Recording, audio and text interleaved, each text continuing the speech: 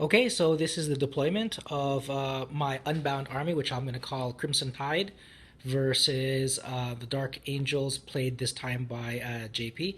This is our deployment, and he will go first. I failed to seize, and it is not night fighting. Okay, so this is the end of Dark Angel's turn one of Lost Contact, and generally everybody moved forward, and some good shooting from the Firestorm Redoubt damaged the Baneblade, so it's down to 7 hull points. And the Imperial Knight Titan moved forward and ran to get into this very close position with the Baneblade. So it is going to be now Crimson Tide turn one. Okay, so this is the end of Crimson Tide turn one, and I moved forward and fired everything into the Imperial Knight Titan, and it's down to 1 hull point. Also, some Chaos Havoc's shot with its las cannons onto the side armor, which helped to greatly reduce its integrity, so it's down to 1. Chaos Spawn moved right through the window and charged this group of Space Marines and is now locked in combat with them. So that is the end of turn 1. And oh yeah, my Psyker here suffered 1 Perils of the Warp wound.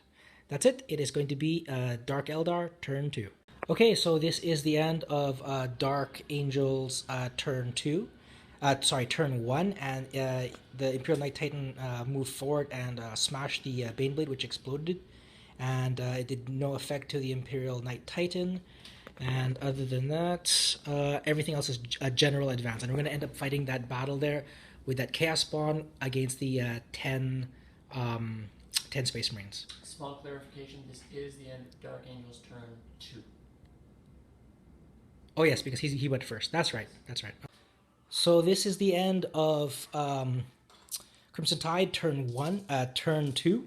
Very disappointing. I had not all of my Crisis Battlesuit teams come in. One of them actually scattered back down there, and these guys here had to move away because the shield was not lowered. So hopefully next turn these guys will shoot, lower that shield, and Fusion Blasters go in, kill everybody there. So the Imperial Knight Titan was also destroyed, and now it is going to be Dark Angels. A lot of Dark Angels turn 3. Okay, so this is the end of Dark Angels turn 3, and it's going to be now the Crimson Tide turn 3. Yes. So quite a lot of shooting, and most eventfully, the librarian here became possessed, and he became a Bloodthirster. That's really a Demon Prince, but it should be a Bloodthirster.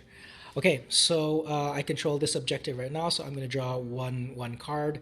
And this guy is still stuck in combat, tying up all these dudes here, and I was shot at, but I made my morale check for this Crisis Battlesuit team. Okay. And it is Crimson Tide, turn 3. Yes. Moving. Okay, so that is the end of Crimson Tide, turn 3. It is a good turn. We blew up the Firestorm Redoubt and jumped back, but those guys are have all missile launchers, and the company master is there right now. This Demon Prince, the Bloodthirster, is moving down here, and we had some very good fire from these two groups, which destroyed a squad of Space Marines here. And the Chaos Spawn, after tying them up for so long, finally gave up the ghost, and these Marines here are free. So it's the end of Crimson Tide turn 3. It is now going to be Dark Angels turn 4.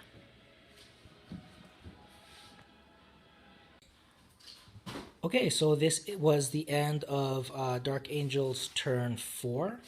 The Bloodthirster, that should be a Bloodthirster, actually moved forward, and we realized that it would be an impossible charge because of a -2 for the difficult terrain here. A lot of shooting, eliminated a land speeder here. Those guys were charged by a squad of Space Marines. They're now tied up in combat, and these guys charged and eliminated a Battlesuit team. So now it is going to be Crimson Tide turn 4.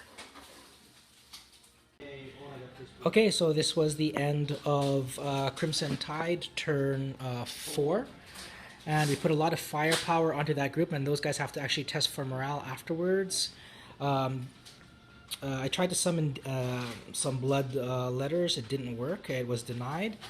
And that group here is still in melee combat. And these guys, thankfully, they put down the Bloodthirster, because I definitely did not want to have to deal with that.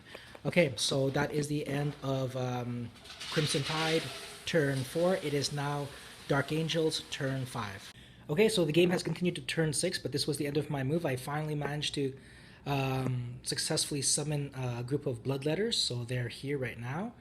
We managed to continue to put fire onto that unit. There's the company master who's down to 2 wounds, and this unit here actually won a close combat and cut down some of these Marines. So it is going to be now the Dark Angels turn 6. So this is the end of Dark Angels turn 6, and they tried to charge the headquarters unit but just failed by less than half an inch. There was an excellent round of Overwatch shooting which killed 3 Space Marines on the charge, and this combat is tied. 1 Space Marine was killed in the melee, and 1 Chaos Space Marine also was killed.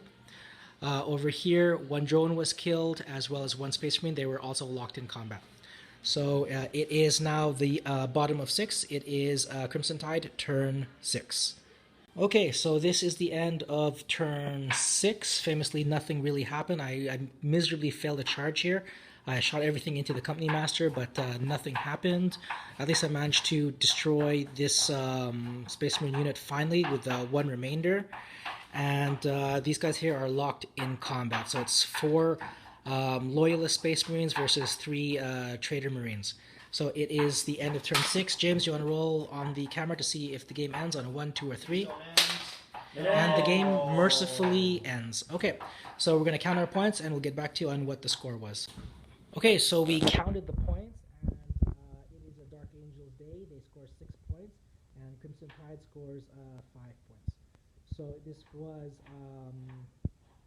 the second Maelstrom of War mission, Contact Lost, and it was a Dark Angels 6 to a Crimson Tide 5 victory of 2,000 points. Go ahead. Yep. Okay, so my commentary for the end of the game was, first of all, James' army is pretty good. I'm Dark Eldar, so I feel that they're both very slow compared to what I'm used to, but also very tough compared to what I'm used to. So I have to play it more often to get a full evaluation, but I really like the idea that, for me anyways, playing other people's armies to get behind the steering wheel of your opponents. I was really going for this objective marker number 4, which was owned by this guy. And I was going to go for the victory point of slaying his warlord, which would give me another point. And I would get a D3 victory point for slaying his warlord again, so I would have potentially 3 to 5 victory points on top of it. Yeah. But I've been chasing, that's why I've been chasing him down, but I didn't want to make it too obvious, but I've been trying to chase him down. It was very critical that these guys kill the company master, who was sitting on objective marker number 5. Yeah. And they control it, because I have 2 points right here. This is control objective marker number 5, and this is also control objective marker number 5. So I would have won by actually 7 to 6 if they had shot him properly, but I've had very, very poor luck this entire game. And so they were unable to dislodge him, and they failed a charge, rolling 4 -2 because he's in difficult terrain. So that was a miserable failure of a charge. Also, note that Company Master has proven to be extraordinarily difficult to kill in past games. So I, for one, would have been rather surprised had he been removed in 1 turn. Yep. The other thing too is, I helped James with this list, and this was something that for me was very important. Was this guy being in the list with a 2-up save and a 3-up invuln save? To me, that was a big deal. And I feel that in 7th edition, where there's a bunch of objectives, he's a perfect camper, because he's going to be with whatever unit, 10 guys, 5 to 10 guys. They're going to get wiped out exactly like this, and putting him in the bunker, I think, was really cool, because Christian had to destroy the shield of the bunker, then he had to destroy the bunker, then he had to kill the guys inside, then he's got a 2-up, 3-up. I mean, that's a lot of work for a Christian to really get. and there's an objective there that he's camping. So this whole thing is just about keeping this objective. I think that this kind of combination that James has in his army is, at first glance, it doesn't seem like much, but when you really consider the layers that Christian had to go through, and then he's trying to kill the guy, it's ridiculous. It's really good.